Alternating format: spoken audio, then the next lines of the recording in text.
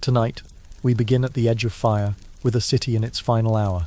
The sky above Troy is red, the walls are breaking, and in the smoke walks a man who will one day found an empire. But before we follow him, take a breath, because here, history isn't told as battle and conquest, it's told as memory, as quiet as candlelight, as steady as falling rain. This is Roman history for sleep, a place where the rise and fall of empires unfold slowly, gently, story by story. Each episode will take you deeper into the long night of Rome's past, from myth to marble, from kings to Caesars, told not as a lecture, but as a lullaby. So, dim your lights, maybe let the sound of rain or the hum of a fan drift in the background, and let's return to where it all began, when the gods still walked among men, and one man carried the ashes of Troy toward the dawn of Rome. This is where history starts to dream. The night Troy burned, even the wind seemed tired. Smoke licked the sky in slow ribbons, embers floated like wandering stars, and the city's stones held their breath as if the walls themselves refused to admit what was happening. It had begun with a gift, a wooden horse so large it cast its own moonlit country on the sand. The Greeks called it a thank you present, which is exactly what you say when you're lying through your helmet. Warnings had been given. A priest, Laocoon, had thrown a spear into the belly of the beast, and shouted that trickery was a Greek's favourite breakfast. The gods, who love irony, like poets love metaphors, sent serpents from the sea to silence him. The people took that as a sign. The horse was dragged inside. The gates groaned, the ropes strained, and the city cheered as if bringing a timber barn into your living room were normal hospitality. If only IKEA sold warnings along with flat-pack furniture. Aeneas was sleeping when it started. The sound of steel where there should have been silence. The sudden blossom of fire lighting rooftops like dawn arriving drunk and too early. He woke, grabbed his sword, and stepped into a street already flickering with chaos. Then came the dream, so sharp it cut. Hector stood before him, Troy's gentlest strength made ghost. His beard was torn, his armor cracked, his body still wearing the shadow of Achilles' rage. Mysterious, Hector whispered, the city is gone, save the household gods, save your family, leave this place. Higher. He did not say Rome, he could not. That name belonged to centuries yet unborn. He spoke only of a western land, Italy, where Aeneas's descendants would one day raise walls future ages would call Rome. Aeneas stepped into the blaze of Troy, and felt the hot breath of endings on his face. He did not think of empires, he thought of doors to kick in and friends to pull from flames. He gathered a handful of companions in the labyrinth of streets, Corubus with his reckless courage, stout Gaius, faithful Menestheus, men already ash-dusted and wide-eyed. The plan was simple, don't die immediately. They threaded their way toward the citadel, slipping through alleys where burning rafters fell like angry comets. They found Panthus, Apollo's priest, lugging the sacred objects, the Penates, the tiny gods of hearth and home, along with his grandson. It's over, Panthus panted. The Greeks are everywhere. The gods have thrown down our walls with their own hands. Then we'll make a funeral of it, Corobus said, which was exactly the kind of cheerful thing men say when everything is terrible. They rushed toward the nearest fighting, because nothing soothes grief like making new enemies. Sorry, they woke up. At a crossroads, a Greek patrol blundered into them. Steel flashed, shouts turned to gargles. The Trojans, desperate and furious, dropped the invaders where they stood. Corobus, eyes bright, had an idea only disaster can inspire. Put on their armor, he hissed. We'll pass as Greeks. It was a perfect plan if you ignored all the ways it could go wrong. Dressed in plundered helmets and shields, they slipped into the storm like wolves wearing shepherd's cloaks. For a few streets it worked. Trojans shrank back instead of swinging. Greeks shouted friendly insults instead of stabbing. Then luck noticed, got offended, and left. A squad that knew the dead men by name recognized the deception.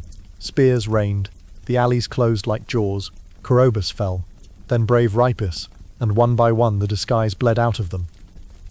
Aeneas fought backward toward the palace, where the worst of it churned. Pyrrhus, Achilles' son, was there, a bonfire given legs and fury. He moved like a red storm through Priam's halls, unmaking decades of peace in an hour. Aeneas saw Cassandra struggling. Priam's daughter, curse-gifted with truth no one believed, dragged by hair and laughter.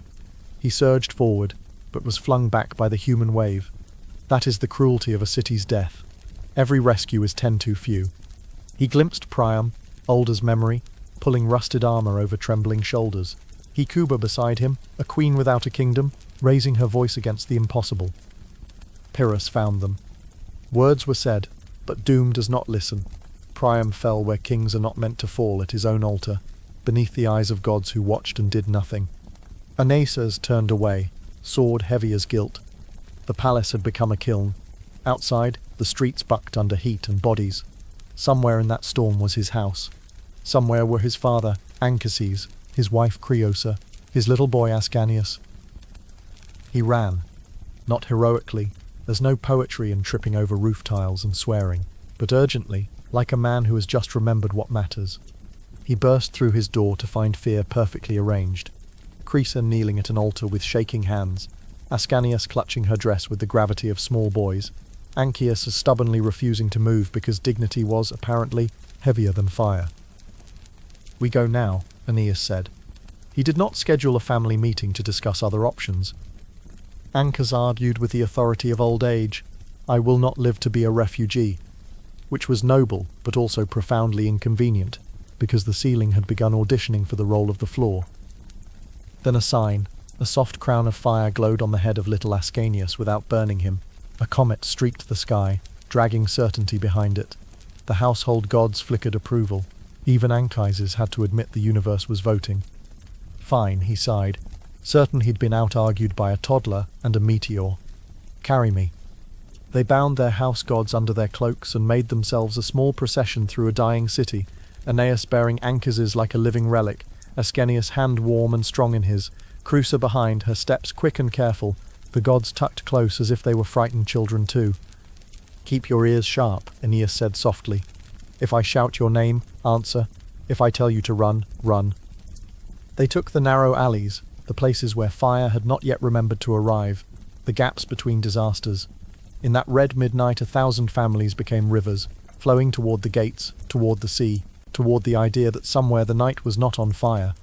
Aeneas led them by the old fig tree, past the crooked shrine that had survived every storm, through the arch where he'd once raced as a boy. It is a strange cruelty that the last time you see home, you must also run from it. They reached the place where the streets breathed easier. Smoke thinned, the noise dulled, the stars looked shocked but present. "Almost there," he whispered. "Just the gate, then the fields." He turned to check the line of his small household, and found the line broken. Creosa was gone. Panic arrives quickly and unpacks itself. He shoved Anchises into the arms of a companion, pushed Ascanius behind a shield of men, and plunged back into the maze that had eaten his wife. "Creosa," he called, voice cracking. The city answered with sparks and coughs. He ran the route again and again, finding only memories and shadows. Then a voice. Not from the street, but from the world behind the street. The thin place where the living and the lost keep glancing at each other. Creosa stood there, taller in spirit than in life. Gentler, too. She smiled through the smoke. "Do not grieve," she said, as if grief were a door he could choose not to open. "What must be has already begun. Take our son, take your father, take the gods. Across the sea a land waits for you. Not Troy again. Fate wastes nothing by repeating. There your line will root and flower. You will not see the city that future ages will call Rome, but your blood will..." He reached for her and caught only warmth. The vision thinned, the smoke thickened, and Aeneas found himself staring at a wall that would never speak to him again. He went back, because what else does a man do, to where his father and son crouched among survivors who all wore the same new face, the face of people who have become refugees in a single night. Dawn was a tired eye-opening. They crept to the hills beyond the city, to the old cypresses that had watched 100 winters and would watch 100 more. There, among statues of gods who had watched too much, Aeneas laid down his father and set the small gods upright, as if arranging courage on a shelf. Ascanius curled against his side and fell asleep without asking permission.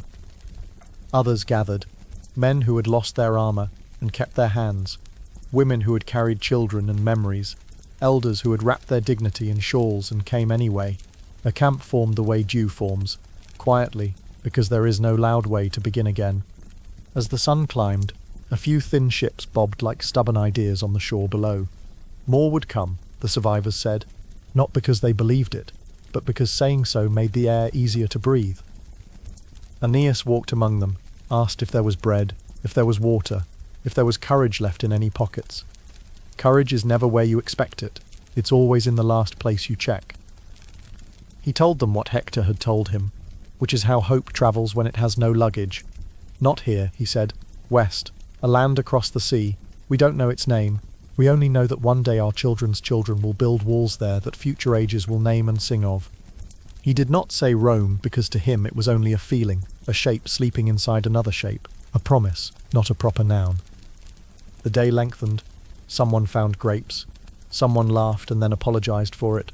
Someone mended a sandal as if that were a liturgy. They buried what could be buried. They remembered those who could not be found. And in the long, soft hour between decision and action, Aeneas climbed a little rise and looked back.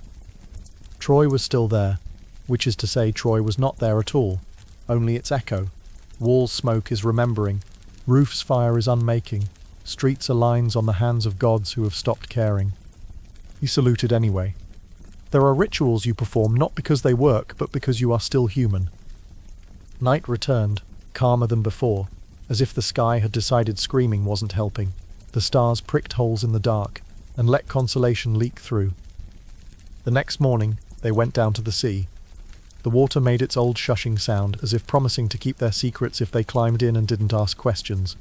They loaded what could be carried, the small gods, some tools, a little grain, old stories, new fears. They left behind what could not. Houses, altars, familiar shadows. Aeneas stood at the prow of the lead ship, his father seated near the altar they'd improvised from planks and hope, his son drowsy at his knee.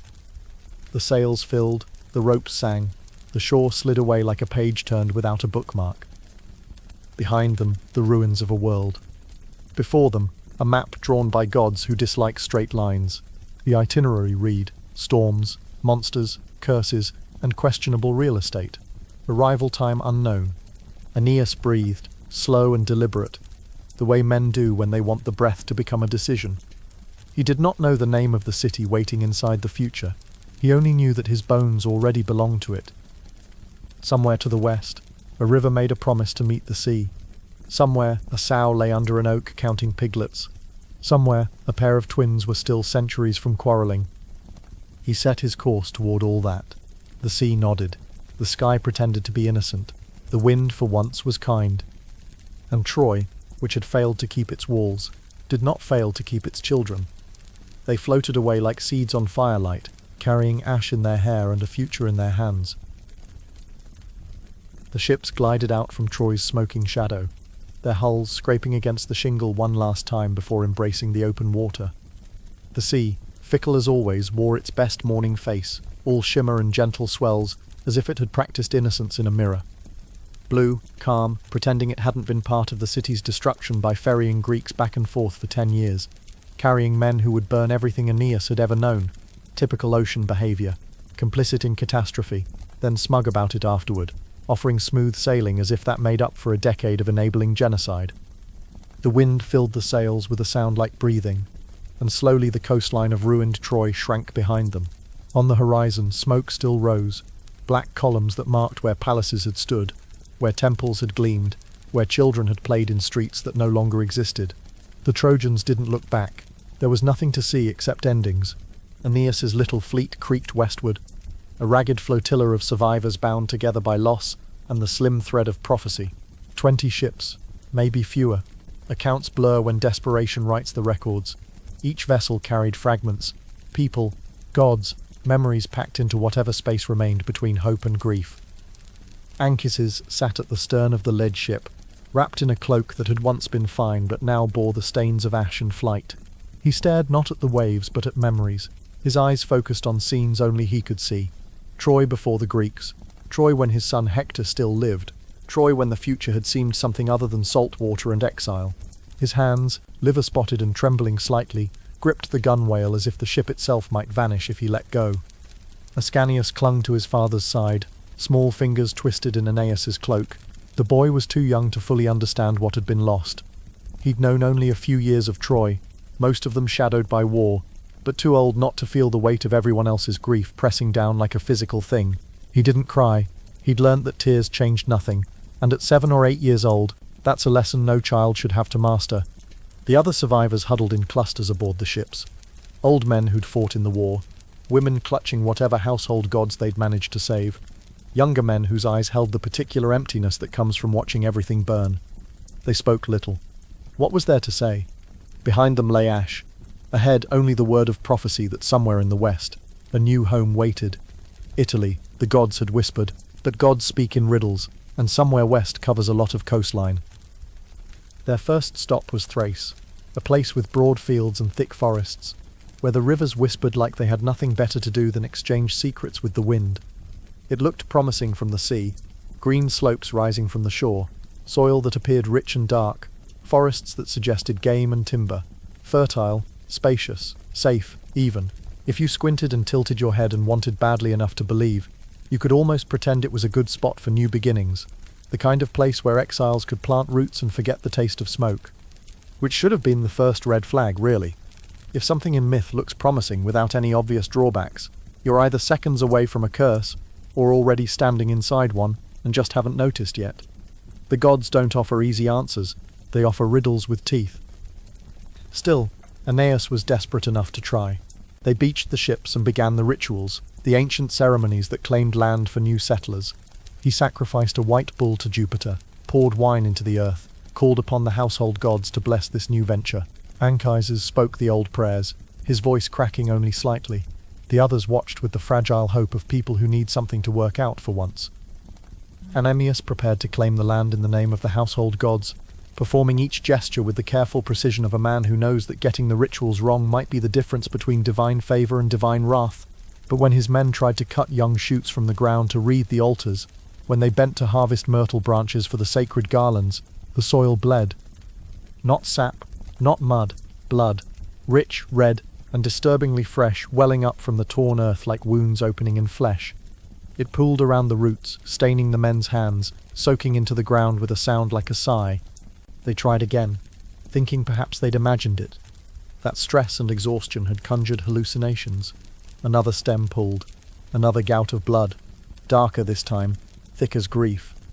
The earth itself wept crimson, and the metallic smell of it filled the air, mixing with the incense smoke in a combination that made stomachs turn. Then came the voice. It rose from the soil, from the bleeding roots, from a place too deep for the living. A sound like wind through a broken door, like words spoken underwater, like memory given tongue. Polydorus, Priam's son, one of the young princes sent away for safety when Troy's fortunes began to dim, when the war turned and parents started making desperate calculations about which children to save. He'd been sent to the Thracian king, an ally supposedly. Gold had gone with him, tribute and trust combined. But when Troy fell, when it became clear that backing the losing side brought no profit, the king had chosen gold over honor. Polydorus had been murdered, his body buried in secret, his death unmourned. Now he lay beneath Thracian soil, and the myrtle bushes had grown from the spears that pinned his corpse. His voice cracked through the air like ice breaking. Brother, leave this cursed land. Do not stain yourself with soil fattened on blood and betrayal. I was killed for gold, and this ground drinks murder like wine. Find your destiny elsewhere, where the earth is not already full of Trojan dead. Aeneas staggered back, horrified, and the Trojans dropped their offerings as if they were made of fire. The garlands fell into the bloody mud, the ceremonial knife clattered against stone, Anchises covered his head with his cloak, a gesture half prayer and half denial, as if darkness might unmake what had been revealed.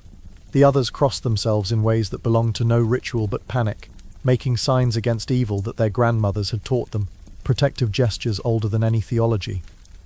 They held funeral rites then and there, pouring libations for Polydorus, building a tomb mound that should have been built years before. Aeneas spoke the words for the dead, his voice hollow, and wondered how many other Trojans lay in unmarked graves across the Mediterranean, killed by false friends, unmourned and unavenged. And so Thrace, once a candidate for New Troy, capital of second chances, became the world's worst Airbnb. 1 star, would not recommend. Too much blood in the soil, and not the metaphorical kind. The check-in was fine, but check-out involved ghosts. Shaken to their cores, they pushed out to sea again, leaving behind another grave, another failure. Days blurred into one another, sails flapping in wind that felt neither friendly nor hostile, but simply indifferent. Oars dipping into water that offered passage but no comfort. Gulls circling overhead like creditors waiting for bankruptcy, patient and inevitable. The men grew quiet, withdrawn. They'd left Troy believing the worst was behind them.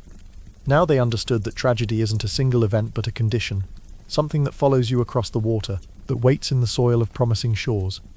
Finally, after days that felt like weeks, the ships drew into Delos, the sacred island of Apollo, birthplace of the god, anchored by Zeus himself to stop its wandering. Here at least was ground blessed rather than cursed, soil that had known divinity rather than betrayal. Here, priests in white robes welcomed them with careful smiles. The kind of smiles religious men give to desperate refugees, part compassion and part wariness. The air was heavy with incense, frankincense and myrrh burning in bronze censers, the sound of lyres trickling like water down the marble temple steps. Palm trees rustled, doves circled the sanctuary. For a moment, just a moment, the Trojans exhaled. This was what peace smelled like. At least until the gods remembered they weren't supposed to give humans any, or not for long, not without strings attached that would only become visible later. The priests performed the rites with practiced grace, calling upon Apollo to speak to these wanderers, to offer guidance to men who had lost their way through no fault of their own. The oracle manifested not as a woman convulsing on a tripod, but as a voice from the temple depths, echoing off stone layered with harmonics that suggested something beyond human speech. The prophecy came. Seek the land of your ancestors. There your line will flourish. There your new kingdom will rise. Return to the ancient mother, and your descendants will rule the world. Which was helpful in the way that telling a lost man to look for a house with walls is helpful, or advising someone to find happiness without specifying where one shops for it. Prophecies always sound profound in the moment and prove maddeningly vague later. Anchises, however, immediately leapt to conclusions with the confidence of a man who believes that age equals insight. Crete, he announced. Our line goes back to Tacauta, who came from Crete before founding Troy. Our ancestors dwelt there. That must be it. The ancient mother, Crete, the mother island. And everyone nodded, because when a respected elder thinks he's cracked the divine code, you don't argue. You pack the ships, adjust the sails, and pretend to agree enthusiastically until it's too late to turn back. Respect for elders is a powerful force, even when those elders are guessing. The fleet made for Crete, with something approaching optimism, that dangerous emotion that the universe seems specifically designed to punish. Green slopes appeared on the horizon days later, rising like promises from the wine-dark sea. Aeneas led his men ashore through surf that seemed welcoming, lifted a spear in the traditional gesture of claim, and planted it in soil that accepted the blade without resistance. Here, he said, his voice carrying across the beach, is the beginning of our new Troy. Here we build again. Tents sprouted like mushrooms after rain. Fires were lit, their smoke rising straight in the still air. A good omen, the priest said. Tools clinked as men set to work with an energy born of relief. The women established cooking areas, sorted through their pitiful supplies, began the work of making camp feel like home. Children ran between the tents, laughing for the first time in months. The men built altars first, priorities, and began planning streets, laying out in their minds where the forum would go, where temples should stand, which hill would make the best acropolis. Because if there's one thing Trojans knew how to do, it was start over, preferably with optimism that would inevitably be doomed to collapse, but you couldn't blame them for trying. For a few weeks, life actually seemed tolerable. Crops were planted, foundations were dug, someone even started teaching the children their letters again, as if education and normalcy could coexist with exile. Too tolerable. The kind of tolerable that makes you suspicious if you're paying attention, that makes the back of your neck prickle with the feeling that something's watching and waiting. Then the plague came. Not a polite plague, not the kind that takes the old and weak and leaves the strong to rebuild. A full, grotesque, God-sent plague that showed no mercy and offered no pattern. Crops withered overnight, leaves turning black as if burned, bodies burned with fever that no herb could touch, no prayer could cool. Skin turned pale as wax, then yellow, then grey. The dead were stacked before the very altars they had built only days before, offerings of a kind never intended. Corpses instead of cattle, horror instead of hope. The priests ran out of prayers. The doctors ran out of remedies. Mothers ran out of tears, but not out of children to mourn. Aeneas raged at the gods, tore his clothes in the traditional gesture of grief and anger, stood before the altars, and demanded answers from divinities who seemed to have stopped listening. Why this? Why again? What more could be taken from people who had already lost everything? He got his answers in a dream, because gods prefer to communicate when you can't talk back. The Penates appeared, his little household gods, the small wooden figures his father had carried from burning Troy, now glowing faintly in the darkness of his tent. They seemed sad, if divine wooden objects can seem sad.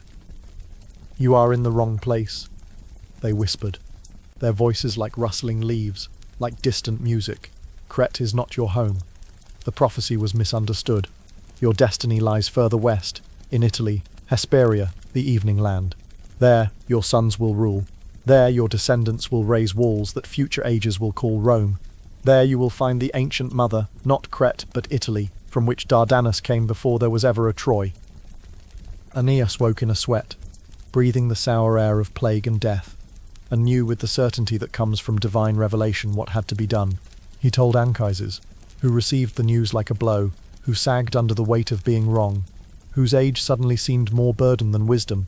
The old man's voice cracked when he gave the order to dismantle the camp, to abandon this place too. Which was great news for the plague, since it got to keep the island all to itself, along with the graves of 50 Trojans who would never see Italy, who had survived Troy only to die in the wrong promised land. Once more, the ships slid into the water, their keels scraping against shingle, in a sound that was becoming too familiar. Once more the Trojans abandoned their half-built homes, leaving behind foundations that would crumble, altars that would be reclaimed by weeds, dreams that would fade like morning mist. Behind them Crete faded into the sea mist, taking with it graves too fresh and memories too bitter, joining Thrace and Troy in the growing list of places they could never return to. This was the rhythm of exile. Build, hope, lose, repeat, arrive, imagine a future, bury your dead, depart. Each iteration wore them down a little more, eroded the hope a little further, made the next landing a little harder to face with optimism. Analtitus stood at the prow of the lead ship, wind tugging at his cloak, salt spray on his face, eyes fixed on the western horizon. His father sat silent beside him, diminished somehow, as if being wrong about Crete had taken something essential from him. His son curled against the mast, sleeping fitfully, too young to understand that they were sailing not towards something but away from everything. Ahead, the unknown, more water, more shores, more chances to be wrong about where destiny waited. Behind, failure, 2 failures now, Thrace and Crete, blood and plague, lessons in how even divine guidance can be misinterpreted. Above, stars that seemed to know more than they would say, that traced paths across the sky while offering no maps to the lost. And beneath it all, steady as a heartbeat, the pull of fate toward Italy, toward battles not yet fought, toward a city Aeneas could not name, and would never live to see, but which you and I know as Rome, toward the future, whether he wanted it or not. Because that's how fate works. It doesn't ask permission. It doesn't check if you're ready. It just pulls, patient and inexorable as the tide, and you follow because there's nowhere else to go, because going back is impossible, because forward is the only direction left. The ship sailed west, the sun set ahead of them, painting the water gold and red, and somewhere beyond the horizon, Italy waited. The right destination this time, though it would cost them still more blood, more grief, more years of wandering before they could finally stop running from Troy's ashes and begin building something new. The sea, as always, was both a companion and an enemy. After leaving behind Crete, where the gods had made it perfectly clear that plagues were not included in the brochure, Aeneas and his weary Trojans sailed onward. Their ships cut across the waves, the night sky stretching above them like an endless canvas. Stars glittered faintly, though always with that nagging reminder, Juno was still up there somewhere, probably sharpening her divine pencils just to scribble "Make Aeneas miserable" across the heavens. The men rowed in silence. Sleep was a stranger. Anchises, old and frail, leaned on the railing and murmured quiet prayers to gods who seemed to have misplaced their customer service department. Ascanius clutched a little wooden toy horse he had carved for himself, running his small fingers over its rough edges, dreaming of stables and peace, and a home that wasn't made of creaking wood and salt-stained canvas. And Aeneas looked ahead into the dark, trying to imagine where this roadless road would lead. Not Rome, not yet. That name was unknown to him. Only whispers of Italy, a land promised, a land unseen, a land he was told would matter to people not even born yet. You could call it the prequel to a city that did not yet exist. The winds carried them south and west, past rocky outcrops that jutted from the sea like broken teeth, to islands that smelled of pine, salt, and something faintly rotten like old fish left too long in the sun, or perhaps like divine displeasure taking physical form. When sailors smell that particular combination, they know this is no paradise. This is a warning written in scent. But the Trojans were tired, so very tired, and warnings often lose their urgency when your bones ache and your stomach growls. The ships pulled ashore, sails collapsing with sighs of relief that sounded almost human. Men stumbled onto the sand, grateful for solid ground that didn't pitch and roll beneath their feet. They thought, perhaps, they could rest, gather food, maybe even hear laughter again, that strange sound they had almost forgotten existed. The beach seemed peaceful enough. Gulls called overhead in what sounded like ordinary bird conversation. Trees swayed gently in the breeze. It looked, for all intents and purposes, like a place where bad things didn't happen. But as always, fate had other plans, because this was not an island of peace. This was the Strophades, the Turning Islands, named for the moment when the Harpies first turned back from pursuing someone else to make this god-forsaken place their permanent address. This was the home of the Harpies. Now, let's pause here. What exactly is a harpy? If you imagine a giant seagull, you're halfway there. Add the torso of a woman, the claws of a vulture, and the smell of something that's died twice and been reanimated just to die again, and you've got it. They weren't just birds, they weren't just monsters. They were punishments with wings, divine instruments of starvation and suffering. The Greeks called them snatchers, which is a polite way of saying things that ruin absolutely everything you own. Think of them as nature's way of saying, you're never eating in peace again. Legend had it that the Harpies had once tormented a blind prophet named Aeneas, stealing his food every single day until heroes came to drive them away. But the heroes hadn't killed them. You couldn't kill a divine curse after all. They'd just relocated the problem. And now the problem had a permanent address, with the Trojans as unexpected dinner guests. The Trojans, tired and starving, didn't ask too many questions when they found cattle grazing in the fields. Fat, healthy cattle, wandering free as if they had no owners, no shepherds, no one to object to their sudden conversion into dinner. The men thought, finally, dinner, finally, something goes right. They slaughtered the animals with practiced efficiency. Veterans of Troy knew their way around a blade, lit fires, and set to roasting meat. The smell of sizzling fat rose into the air, mixing with wood smoke. And for a moment, for a fleeting, fragile moment, life felt almost normal again. Men smiled. Someone told a joke. Someone else laughed, actually laughed for the first time in weeks. But then came the shrieks. Piercing, high-pitched cries echoed from the cliffs. The kind of sound that makes every muscle in your body tense and every hair stand on end. Black wings blotted out the sun, casting shadows that moved like living nightmares across the beach. Down swooped the Harpies, talons flashing like bronze daggers, faces twisted into eternal hunger, eyes gleaming with malicious intelligence. They dove straight for the food, scattering embers, snatching meat from the spits with practiced precision, and leaving behind only filth, literal filth. Because Harpies didn't just steal your dinner, they ruined it in the most disgusting way possible, ensuring you wouldn't want it back even if you could recover it. Imagine a bird that crash lands on your plate and leaves behind a little digestive commentary. Bon appétit. The stench was immediate and overwhelming. Men gagged, stumbled backward, eyes watering. The carefully prepared feast, the one thing that had made them smile, was now an abomination, smoking and fouled beyond redemption. The Trojans had fought Greeks, gods, storms, and betrayal. They had watched their city burn, watched friends die, watched everything they loved turn to ash and memory.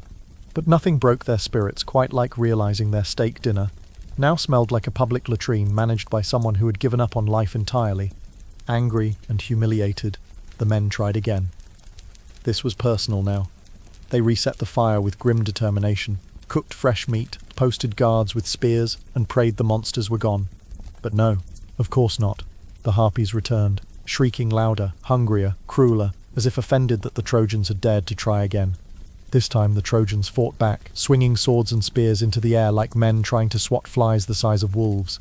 Feathers and curses flew in equal measure. The Harpies dodged with supernatural grace, hissed with voices that sounded almost like laughter, and swooped again, unkillable, untouchable, relentless.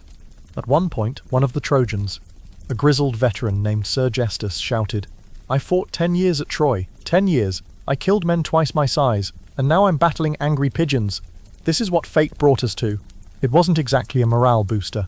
Another man, knee-deep in ruined food and feathers, yelled back, "At least the Greeks had the decency to fight on the ground." Aeneas himself leapt into the fray, sword raised, trying to strike them down. His blade whistled through the air, catching sunlight, missing feathers by inches. But the harpies were no ordinary foes. They were famine given wings, curses made flesh, divine instruments of humiliation. For every one driven back, another swooped in from a different angle, stealing bread, scattering figs, knocking over wine jars, dropping unpleasant tokens into the stew. The air was chaos, wings flapping like thunder, men shouting in rage and disgust, Anchises muttering from the sidelines that maybe starving was better than this indignity, that perhaps the gods were simply having a laugh at their expense. The battle raged for what felt like hours, but was probably only minutes. Men exhausted themselves swinging at shadows. The harpies seemed to multiply, or perhaps they were just fast enough to be in 10 places at once. Finally, the Trojans collapsed, weapons useless, fires destroyed, food thoroughly contaminated. The harpies circled above, screeching in triumph, as if to say, "You can swing your shiny swords all day, mortals. You can be heroes, you can be warriors, but we will always own your dinner." And then, silence. One harpy remained, descending slowly, deliberately, not to steal, not to defile, but to speak. Her name was Selahino, and unlike her sisters, she had the curse of prophecy, because apparently being a monster wasn't enough. She also had to deliver bad news. Her voice was harsh, ragged, like stones grinding together, but it carried with it the weight of doom. She perched on a blackened tree stump, wings folding around her like a cloak, and fixed her eyes on Aeneas. Eyes that had seen empires fall, that had witnessed the punishment of kings, that held no mercy and no regret. She spoke, "Sons of Troy, you think you can escape hunger, escape suffering? You think you can sail away from your fate? You cannot. The gods have decreed. You will reach your promised land, yes, you will find your Italy, but not until desperation drives you to eat your own tables." Eat their own tables? The Trojans looked at one another in disbelief, eyebrows raised, mouths hanging open. That was not exactly the Michelin prophecy they wanted. They expected golden lands, peace, prosperity, maybe a warning about local taxes or hostile neighbors. Not this, not furniture consumption. Imagine hearing, "Don't worry, you'll settle in Italy, just as soon as you become the kind of people who snack on IKEA furniture. Your descendants will build an empire, but first you'll develop a taste for wood grain." Some of the men laughed nervously. Others looked genuinely worried, as if calculating whether pine or oak would be more palatable. Anchises frowned deeply, searching his memory for any precedent, any myth that might explain this bizarre pronouncement. The harpy gave no further explanation. With a scream that rattled the bones and shook leaves from trees, she rose into the air and vanished into the clouds. The others followed, their shadows sliding across the beach like dark water, leaving the Trojans shaken, humiliated, and very much still hungry. The men grumbled, argued, demanded answers that no one could provide. Was this fate? Was this punishment? Was this just another layer of divine cruelty stacked upon all the others they'd already endured? Anchises, always the voice of aged wisdom, tried to soothe them. He said, "Prophecies are riddles. We may not understand today, but someday their meaning will become clear. The gods speak in symbols.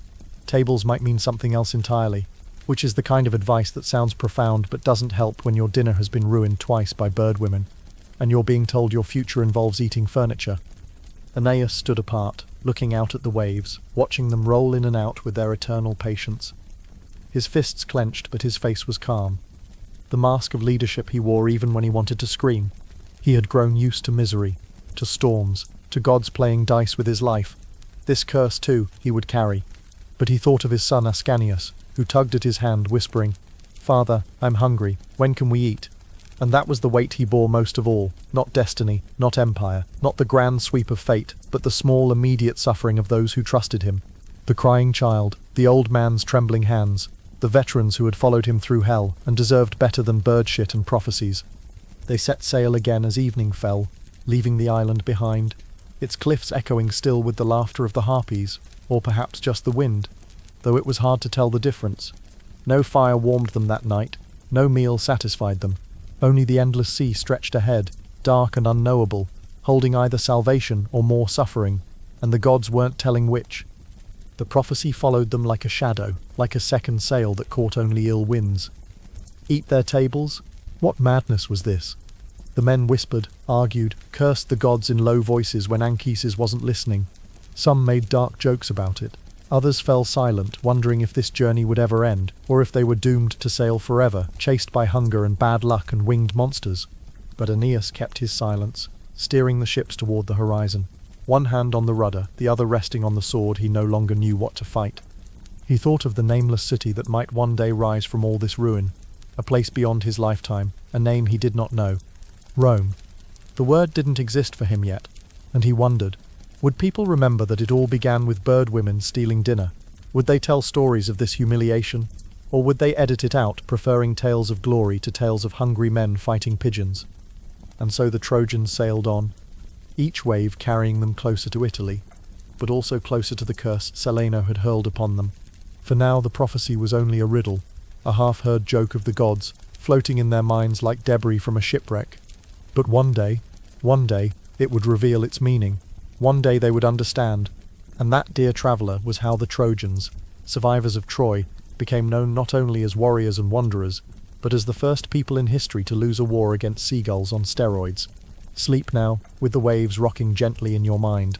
And remember, not every battle is won with swords. Sometimes the enemy is hunger, sometimes fate, and sometimes a very rude bird with a prophecy and a grudge.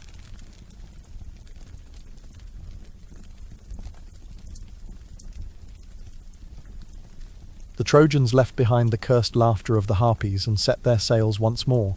Hunger and humiliation clung to them like damp cloaks, heavy with the weight of ruined meals and prophecies they didn't understand. But the sea offered no sympathy.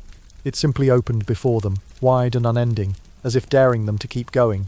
Each wave whispered, "Turn back," but of course there was no back.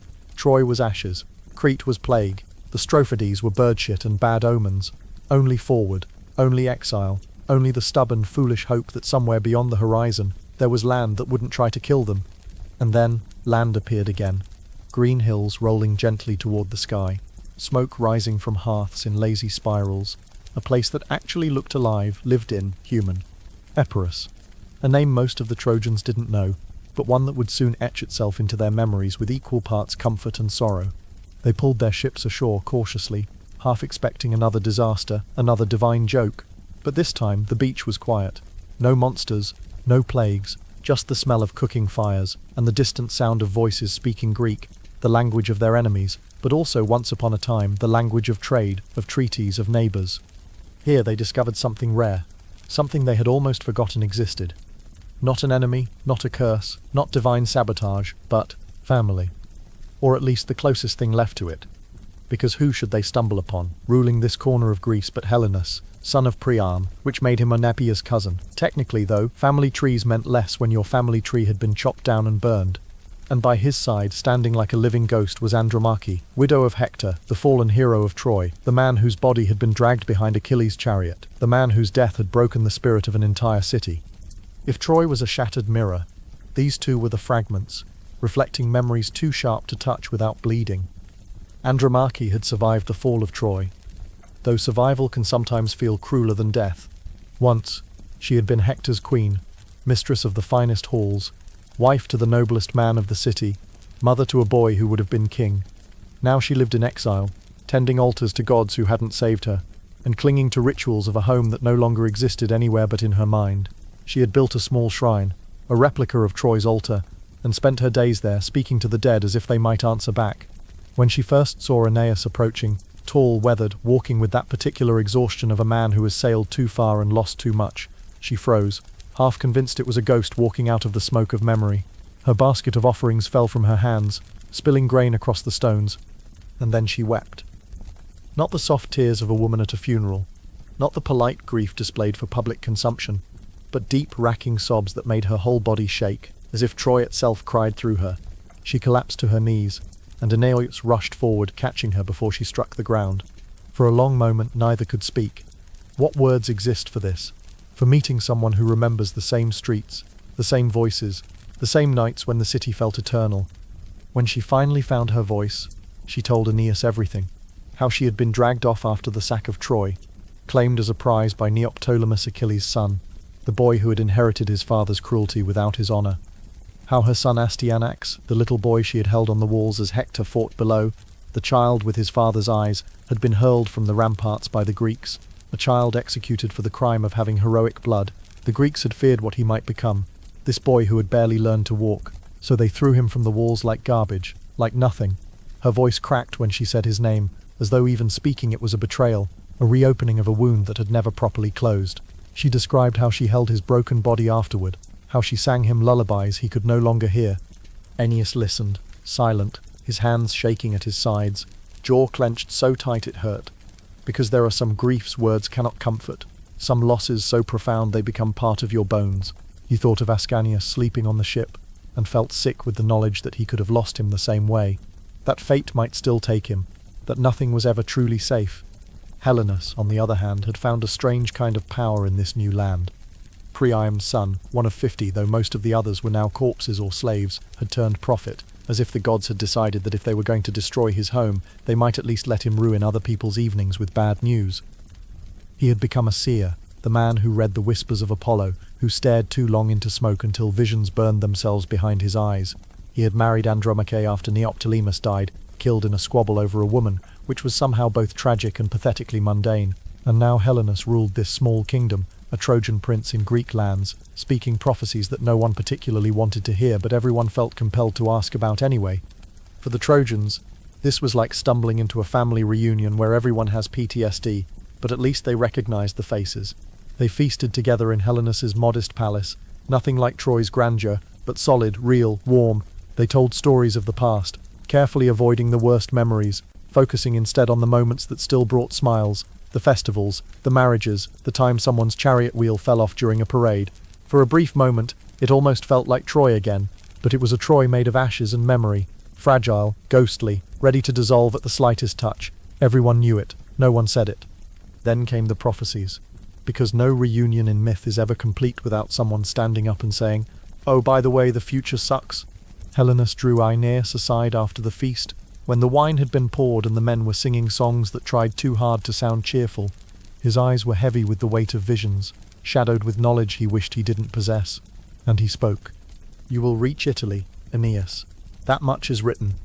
I have seen it in the smoke, in the flight of birds, in dreams that leave me gasping awake. You will reach your promised land. But do not think the journey is over. Do not think the worst is behind you. You will face wars. You will face loss.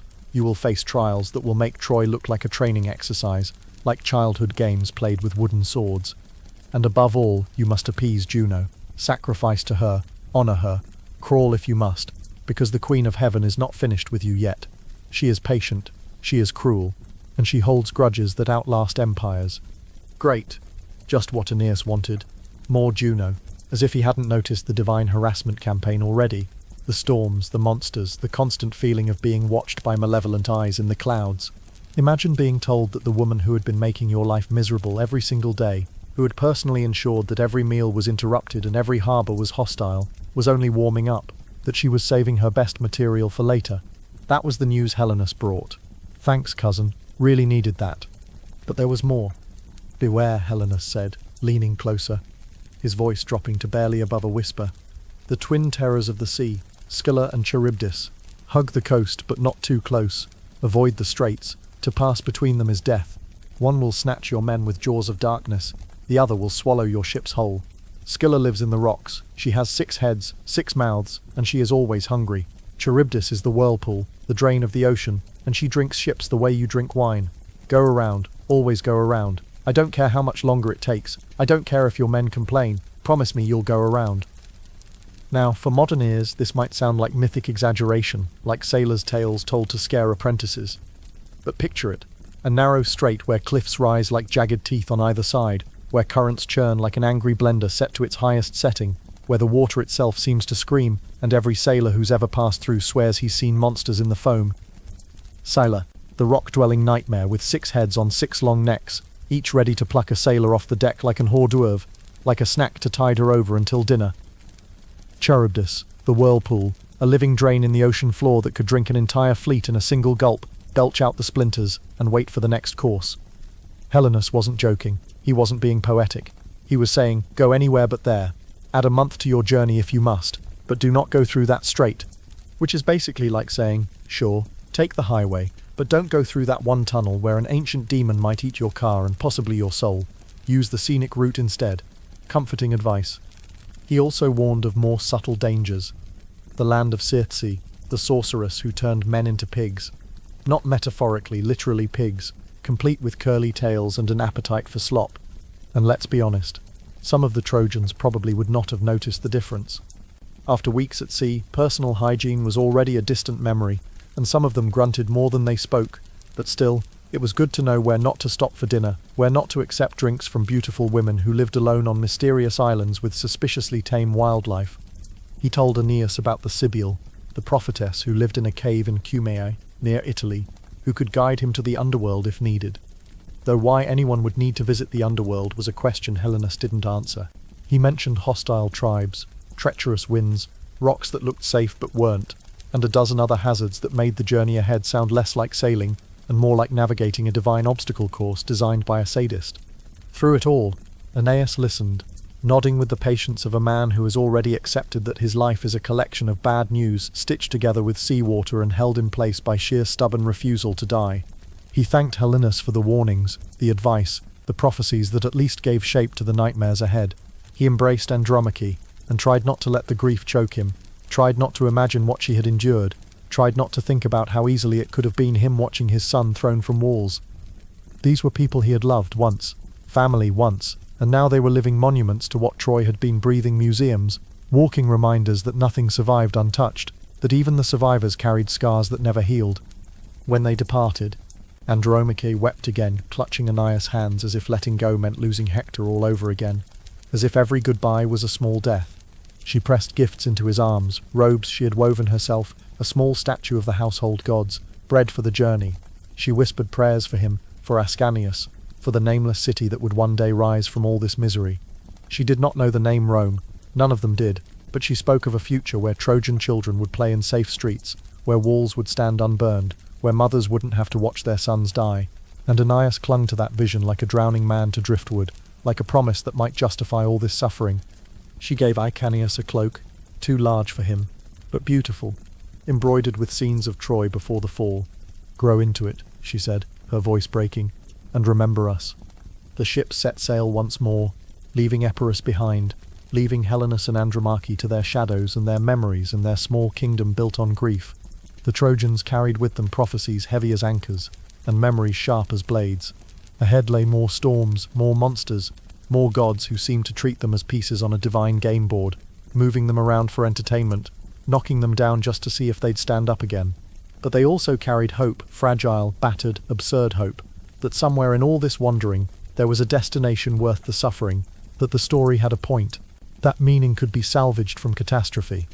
And so they sailed westward, into waters haunted by warnings, following coastlines that twisted like riddles. The horizon stretched before them like an unread book, each wave another page, each gust of wind another sentence. The story was not finished. It was only gathering speed, building toward a climax no one could yet imagine, toward a city that would outlast empires, toward a name that would echo through millennia. But first they had to survive. First they had to keep sailing. First they had to avoid the whirlpool, the six-headed monster, the sorceress, and whatever else the gods had planned. One voyage at a time. One wave at a time. One breath at a time. The sea is a strange place. One day, it tries to kill you with waves that tower like walls, winds that howl like wounded animals, currents that pull you under and refuse to let go. The next, it carries you gently forward, like a cradle rocking you toward destiny, like a mother who has decided, for reasons of her own, to stop being cruel. And after the curses of the Harpies and the heavy words of Helenus, prophecies that sat in their stomachs like stones, the Trojans were grateful for a stretch of calm waters. Their sails filled with steady winds, their oars dipped in rhythm, and for a while it seemed as if the gods had finally stopped throwing tantrums. Perhaps they were busy elsewhere, tormenting other mortals. Perhaps they had simply grown bored with Trojan suffering. Either way, the Trojans weren't asking questions. They reached the shores of Sicily, that vast island shaped like a three-pointed star, where mountains smoke with fire, and the earth itself occasionally coughs up molten rock as if to remind mortals that nothing here is truly stable, that even land can betray you if the gods are in the mood. But despite the occasional volcanic hiccup, plumes of smoke rising from Mount Etna like warnings written in ash, Sicily looked good, better than good. It looked like salvation. Fertile fields stretched green and golden, good hunting in the forests, rivers running with fresh water that didn't taste of salt and despair, and most importantly, no harpies in sight, no bird women with vendettas, no prophecies about eating furniture, just land, solid and welcoming. The Trojans stepped ashore with relief so heavy it felt like their bones exhaled, like they'd been holding their breath for months and could finally let it go. For the first time in what felt like years, they laughed. Real laughter, not the bitter kind, not the we're probably going to die anyway kind, but genuine mirth that bubbled up from somewhere deep and forgotten. They ate without interruption, no wings swooping down, no divine excrement in their stew, no monsters snatching food from their hands, just meat roasting over fires, wine poured freely, bread baked on hot stones. They built fires, repaired ships with proper materials instead of desperate patchwork, sang songs that weren't about war or loss but about spring and harvests and lovers waiting at home. Even though none of them had homes anymore, for one night at least, the war felt far away, like something that had happened to different people in a different life. Anchises himself walked among them, leaning on his staff, his old joints creaking but his spirit lighter than it had been in months. He smiled with the tired pride of a man who had seen too much but still managed to take joy in little things, a child's laughter, a well-cooked meal, the feeling of grass under his feet instead of ship planks. He patted children on the head, clapped men on the shoulder, told stories of Troy that focused on the beautiful parts, the festivals, the horses, the sunsets that turned the towers gold, and he told Aeneas, pulling him aside with a hand that still had surprising strength, "See, we are not cursed every day. Sometimes the gods remember mercy." Aeneas wasn't entirely convinced, but he let his father have the moment. The old man deserved at least that. But fate, as always, was watching. Fate never sleeps, never blinks, never looks away. And fate has terrible timing. Anchises, the man Aeneas had carried through fire on his back when Troy burned, the man who had been his anchor through storms and prophecies and nights when the darkness felt like it would swallow them all, began to fail. Slowly at first, weariness that lingered too long, heavy breaths that came too quick, the kind of cough that rattles deeper than it should like something breaking inside. Then suddenly, unmistakably, the kind of decline that cannot be denied or ignored or prayed away. His strength ebbed like tide pulling back from shore. His steps faltered, each one requiring more effort than the last. His voice grew thin, reedy, a shadow of the commanding tone that had once quieted arguments and inspired confidence. His skin turned the color of old parchment, his eyes glazed with something distant, as if he was already seeing beyond this world. The Trojans gathered, whispers spreading like ripples in a pond. "Anchises is dying," they said it quietly, reverently, afraid that speaking it too loudly would make it more real, more final. For Aeneas, this was more than losing a father. Anchises was Troy itself, the living memory of a city reduced to ashes and ghosts. He had carried the stories, the traditions, the sacred rites, the names of ancestors stretching back generations. He remembered how things were supposed to be done, the proper prayers, the correct offerings, the rituals that kept chaos at bay. Without him, Troy felt further away, almost untethered, like a ship whose anchor rope has snapped and now drifts wherever the current takes it. The old man had been both a burden and a guide, heavy on Aeneas's shoulders during the escape from burning Troy, but also the reason he kept walking forward, kept believing there was purpose to all this suffering.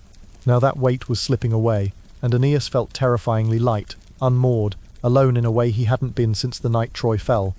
He sat vigil by his father's side, holding the old man's hand, feeling how thin it had become, how the bones stood out like branches stripped of leaves. Anchises drifted in and out of consciousness, sometimes lucid, sometimes lost in memories, calling out names of people long dead, seeing visions Aeneas couldn't share. In his clearer moments, Anchises would squeeze his son's hand and whisper, "You'll manage without me. You've always been stronger than you knew." And Aeneas wanted to scream that he wasn't, that he needed guidance, that he didn't know how to do this alone, but he only nodded and said, "Rest, father, rest." They built a pyre. In the ancient world, death was not quiet. It was not sanitized, not hidden away in sterile rooms where professionals handled the messy business of mortality. It was fire and smoke, chants and rituals, the smell of incense mixing with the smell of flesh and ash, the raw confrontation with the fact that bodies are temporary vessels, that we all return to elements. The Trojans raised wood high into the sky, stacked carefully, each piece placed with reverence. Oak for strength, pine for its fragrance, olive branches for peace. Though peace had been a stranger to them for so long they barely remembered what it looked like. They dressed Anchises in clean garments, his finest robe saved from the fall of Troy, washed and folded with care. They adorned him with flowers, wild roses, lavender, sprigs of laurel, and laid him on the pyre as if preparing a bed for sleep. Priests, what few still lived, old men with trembling hands and voices worn from too many funeral rites, murmured sacred words in the ancient tongue, words that connected this moment to countless others, an unbroken chain of grief stretching back to the first humans who understood that death was both ending and transformation. Aeneas stood by, silent, his jaw tight, his hands trembling despite his attempts to appear unshakable. A leader cannot falter, cannot show weakness, cannot let his people see him break. But inside, he was shattering. Around him the Trojans gathered, men who had fought beside Anchises, women who had sought his counsel, children who had listened to his stories. All of them understood they were losing more than a man. They were losing a piece of Troy itself, one of the last threads connecting them to what they had been. When the flames caught, crackling and roaring, sending sparks spiraling up into the darkening sky, Aeneas bowed his head. He did not cry loudly. He did not wail or tear his hair like the women did, their keening rising into the air like prayers made of grief. His sorrow was quiet, carved deep into his chest like a scar that would never heal, the kind of pain that becomes part of your skeleton, that you carry forever in the architecture of your body. Ascanius clung to him, small hands fisted in his father's tunic, wide-eyed, not fully understanding what death meant, only sensing that something precious was vanishing into smoke, that the world was subtly but irrevocably changing shape. The fire burned hot and bright, consuming the physical form, releasing the spirit. Trojans threw offerings into the flames, wine that hissed and steamed, oil that made the fire leap higher, honey that burned sweet, weapons that would accompany Anchises into whatever came next. The smoke rose straight up, a good sign, the priests murmured. It meant the gods accepted the offering, that Anchises' soul would find its way safely to the underworld, to the fields where heroes rest. As the fire consumed his father's body, Aeneas whispered prayers. To Jupiter, king of gods, asking for mercy. To Apollo, who had guided them this far, asking for continued protection. Even to Juno if she was listening, though he doubted she would ever care. Doubted her divine ears would register anything but satisfaction at another Trojan loss. He asked only that Anchises find peace in the world beyond, that his spirit not wander, restless across the seas like so many ghosts of Troy, unable to rest, unable to move on. And above all he prayed that he could be enough, that he could carry not just the weight of his people, but the weight of his father's expectations, the burden of Troy's legacy, the impossible task of building something new from the ruins of everything they'd lost. When the fire died down to embers, glowing orange in the darkness, they collected the ashes in an urn, small and light compared to the man it had once been. Strange how a life could be reduced to something you could hold in 2 hands. They buried it in the soil of Sicily, choosing a spot overlooking the sea, where Anchises could watch the waves, where the wind would whisper across his grave, where travellers might stop and pay respects to a prince of Troy who died far from home. They marked the grave with stones carefully selected for size and shape, with garlands that would wither and be replaced year after year, with an inscription carved painstakingly into rock. Here lies Anchises, son of Capys, father of Aeneas, who carried Troy in his heart until his last breath. And though the Trojans were wanderers, rootless, without land to call their own, without citizenship or status or the protection of any king, this place became sacred to them. For here, one of their greatest had come to rest. Here, at least, they had something permanent, something that connected them to the earth, that said we were here, we mattered, we remember. That night, Aeneas dreamed. In his sleep, exhausted beyond measure, he saw his father again, but not the withered, failing Anchises of recent days. This was Anchises whole again, radiant as he had never been in life, younger somehow, standing tall and straight, his eyes clear and bright with knowledge beyond mortal understanding. He wore robes that seemed to be made of light itself, and when he spoke, his voice carried the weight of prophecy, of truth that transcended this world. He told Aeneas not to falter, not to despair, not to let grief become an anchor dragging him down. You will go on, Anchises said, his voice firm but kind. You will find the land the gods promised. You will build the beginnings of something greater than Troy ever was. Troy was magnificent, yes, but it was an ending. You carry the seeds of a beginning. I will not walk beside you anymore. My journey ends here, on this island of fire and stone, but I will watch. I will be with you in ways you cannot see, in the wind that fills your sails, in the courage you find when all seems lost, and when your time comes, when you descend into the underworld as you must, you will see me again. We will walk together in the fields of the blessed, and I will show you the souls of your descendants, the men and women who will carry your name, who will build the city that outlasts all others. When Aeneas awoke, tears clung to his lashes, cool in the morning air. The dream felt more real than waking, more solid than the ground beneath him. He did not tell the men what he had seen. Prophetic dreams were sacred, personal, not meant to be shared like common gossip. But the dream gave him strength, even as grief hollowed him. It was a gift, perhaps the last his father would ever give him, the knowledge that death was not abandonment, that Anchises still believed in him, still trusted him to carry this impossible burden. Sicily became more than a pit stop, more than just another island in an endless voyage. It became a shrine, a touchstone, a place of memory and meaning. Every year after, whenever they could, the Trojans would return to honor Anchises' grave. They would bring offerings, wine poured onto the earth, flowers laid on the stones, incense burned until the air was thick with fragrance. They would sing hymns, tell stories, ensure that his name lived on. It was a promise that even in exile, even without a home, even scattered across foreign seas, they would not forget where they came from. They would not let Troy die completely as long as memory survived. And that promise would echo centuries later, when Romans honored their ancestors with the same devotion, believing that without memory there could be no future, that the dead were not truly gone as long as someone spoke their names and poured wine on their graves and remembered. The death of Anchises marked a turning point, a threshold crossed. Until now, Aeneas had still been a son, following the guidance of his father, able to defer to wisdom older than his own when decisions became too heavy. Now he was the leader in full, the one who bore every burden, every decision, every failure. There was no one left to carry him. He had to be the strength others leaned on. Fate had stripped him down again, as it always did, peeling away supports and comforts until there was nothing between him and destiny but his own resolve, his own will to continue.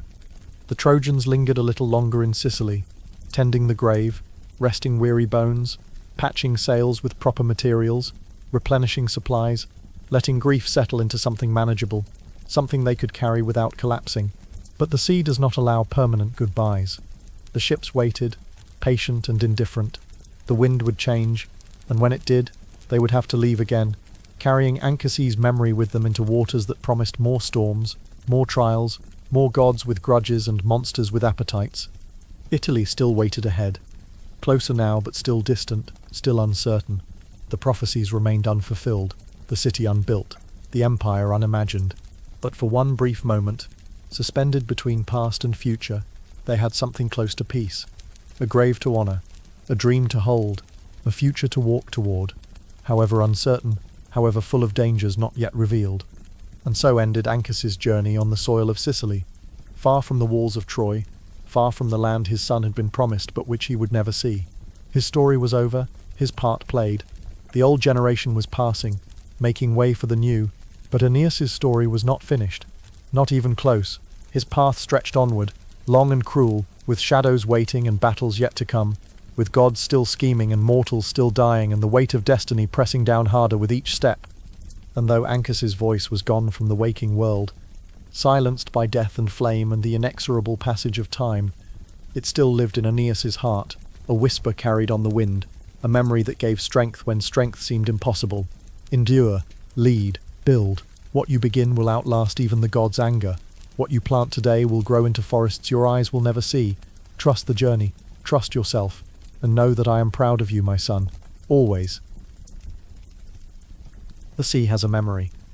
It remembers every ship that has crossed it, every storm that has raged across its back, every prayer whispered into its winds, every life it has claimed, and every life it has spared. The sea keeps records written in salt and current, in the bones of sailors resting on its floor, in the echoes of songs sung by men who will never see home again. And for the Trojans, the sea was no longer just a path forward. It was a stage where the gods themselves acted out their quarrels, a battlefield where divine grudges played out with mortal lives as collateral damage. For a brief while, the waters were calm, cooperative, almost friendly, the sails filled with steady wind, pushing them westward toward Italy, toward destiny, toward whatever waited beyond the horizon. The stars shone above like faithful companions, ancient lights that had watched over sailors since the first human dared to leave the safety of shore. Perhaps the men dared to think the worst was behind them. Perhaps the gods had exhausted their cruelty. Perhaps grief was the price they had paid, and now the path would be clear. Aeneas and his fleet left Sicily heavy with grief, their hearts weighted down with something more than cargo. Anchises' death still lingered like a shadow over their hearts, a presence in its absence, a silence that spoke louder than any words. The fires of his funeral pyre had gone cold, the smoke long since dispersed into the Mediterranean air, but the warmth of his presence was gone as well, leaving a chill that no sun could warm. Aeneas stood at the prow of his ship, silent, unmoving like a statue carved from exhaustion and determination. The urn of his father's ashes was secured safely in the hold, wrapped in cloth, guarded as carefully as the sacred images of Troy's household gods. His son Aeneas slept nearby, curled against a coil of rope, his small chest rising and falling with the innocent peace of childhood, a peace his father could barely remember having. She could not allow it. Not easily, not quietly, not without making him suffer for every nautical mile. High above, in her seat among the clouds, enthroned in immortal splendor, the Queen of Heaven seethed. Her divine rage was not the hot, explosive kind that burns out quickly. No, this was cold fury, calculated hatred, the kind of anger that plots and plans and waits for the perfect moment to strike. Every moment Aeneas's ships floated forward was another thorn in her pride, another step toward a future she could not stomach. This Trojan, this refugee, this survivor, this stubborn mortal, who refused to simply die and make her life easier, was destined for Italy. He was destined to father a people who would one day rise to greatness, who would build Rome, who would one day topple her beloved Carthage, the city she cherished above all others, the jewel of Africa, her favorite project among all mortal cities. But Juno was not finished. And so she descended from Olympus to the remote island where Aeolus lived, the keeper of the winds. Imagine a man living in a vast cavern carved into the side of a mountain, surrounded by gusts and gales like restless hounds, each one straining at its leash, eager to be loosed upon the world. The winds were living things in his prison, howling, scratching at stone walls, creating an eternal cacophony of motion and noise. Aeolus himself was part jailer, part conductor, keeping chaos organized, preventing the winds from tearing the world apart in their enthusiasm. Juno had already thrown storms at him, plagues, monsters, hunger, humiliation, grief, but none of it had been enough. Aeneas kept sailing, kept surviving, kept moving forward with the infuriating persistence of a man who believed he had purpose. Well, she thought, if smaller disasters wouldn't stop him, perhaps it was time for something more dramatic, something definitive, something that would send every ship to the bottom of the sea and ensure that Italy remained forever free of Trojan contamination. Juno spoke to him sweetly, her voice honey and poison mixed together. She promised him favors and honors if he would unleash chaos, a beautiful nymph for his wife, eternal recognition among the gods, a place of honor at divine banquets. All he had to do was open the gates and let the winds do what they did best, destroy. The sea has a memory. It remembers every ship that has crossed it, every storm that has raged across its back, every prayer whispered into its winds, every life it has claimed, and every life it has spared. The sea keeps records written in salt and current, in the bones of sailors resting on its floor, in the echoes of songs sung by men who will never see home again. And for the Trojans, the sea was no longer just a path forward. It was a stage where the gods themselves acted out their quarrels, a battlefield where divine grudges played out with mortal lives as collateral damage. Aeneas and his fleet left Sicily heavy with grief, their hearts weighted down with something more than cargo. Ancus's death still lingered like a shadow over their hearts, a presence in its absence, a silence that spoke louder than any words. The fires of his funeral pyre had gone cold, the smoke long since dispersed into the Mediterranean air, but the warmth of his presence was gone as well, leaving a chill that no sun could warm. Aeneas stood at the prow of his ship, silent, unmoving like a statue carved from exhaustion and determination. The urn of his father's ashes was secured safely in the hold, wrapped in cloth, guarded as carefully as the sacred images of Troy's household gods. His son Aeneas slept nearby, curled against a coil of rope, his small chest rising and falling with the innocent peace of childhood, a peace his father could barely remember having. For a brief while, the waters were calm, cooperative, almost friendly, the sails filled with steady wind, pushing them westward toward Italy, toward destiny, toward whatever waited beyond the horizon. The stars shone above like faithful companions, ancient lights that had watched over sailors since the first human dared to leave the safety of shore. Perhaps the men dared to think the worst was behind them. Perhaps the gods had exhausted their cruelty. Perhaps grief was the price they had paid, and now the path would be clear. But Juno was not finished. High above, in her seat among the clouds, enthroned in immortal splendor, the Queen of Heaven seethed. Her divine rage was not the hot, explosive kind that burns out quickly. No, this was cold fury, calculated hatred, the kind of anger that plots and plans and waits for the perfect moment to strike. Every moment Aeneas's ships floated forward was another thorn in her pride, another step toward a future she could not stomach. This Trojan, this refugee, this survivor, this stubborn mortal, who refused to simply die and make her life easier, was destined for Italy. He was destined to father a people who would one day rise to greatness, who would build Rome, who would one day topple her beloved Carthage, the city she cherished above all others, the jewel of Africa, her favorite project among all mortal cities. She could not allow it. Not easily, not quietly, not without making him suffer for every nautical mile. Juno had already thrown storms at him, plagues, monsters, hunger, humiliation, grief, but none of it had been enough. Aeneas kept sailing, kept surviving, kept moving forward with the infuriating persistence of a man who believed he had purpose. Well, she thought, if smaller disasters wouldn't stop him, perhaps it was time for something more dramatic, something definitive, something that would send every ship to the bottom of the sea and ensure that Italy remained forever free of Trojan contamination. And so she descended from Olympus to the remote island where Aeolus lived, the keeper of the winds. Imagine a man living in a vast cavern carved into the side of a mountain, surrounded by gusts and gales like restless hounds, each one straining at its leash, eager to be loosed upon the world. The winds were living things in his prison, howling, scratching at stone walls, creating an eternal cacophony of motion and noise. Aeolus himself was part jailer, part conductor, keeping chaos organized, preventing the winds from tearing the world apart in their enthusiasm. Juno spoke to him sweetly, her voice honey and poison mixed together. She promised him favors and honors if he would unleash chaos, a beautiful nymph for his wife, eternal recognition among the gods, a place of honor at divine banquets. All he had to do was open the gates and let the winds do what they did best, destroy. And Aeolus, tempted by divine attention, flattered by the Queen of Heaven herself, visiting his remote island, agreed. He thrust his spear into the mountainside, and the winds burst forth like prisoners escaping, like dogs released from kennels, wild and hungry and eager to prove their power. The winds howled, the leash snapped, and hell came to the water. Suddenly, without warning, the skies blackened as if someone had snuffed out the sun itself. Waves rose higher than the ship's masts, curling like living mountains ready to crash down, walls of water that defied nature, that seemed more solid than liquid. The sea boiled with white foam, churning like some massive creature thrashing in agony. The heavens split with lightning, not the distant kind you watch from shore, but close, immediate, blinding strikes that left spots in your vision, and the smell of burnt air. Thunder rolled like the wrath of Jupiter himself, like the sky was being torn in half by invisible hands. The Trojans panicked. The calm that had lulled them into hope evaporated instantly. Oars snapped in frantic hands as men tried desperately to row against waves that had no interest in being tamed. Sails tore loose and whipped through the air like vengeful spirits, tangling in rigging, knocking men overboard. The ships pitched and rolled, climbing wave mountains only to plummet down the other side, hulls groaning, timbers creaking, water pouring over the sides faster than they could bail. Men shouted prayers to gods who never answered, their voices lost in the wind.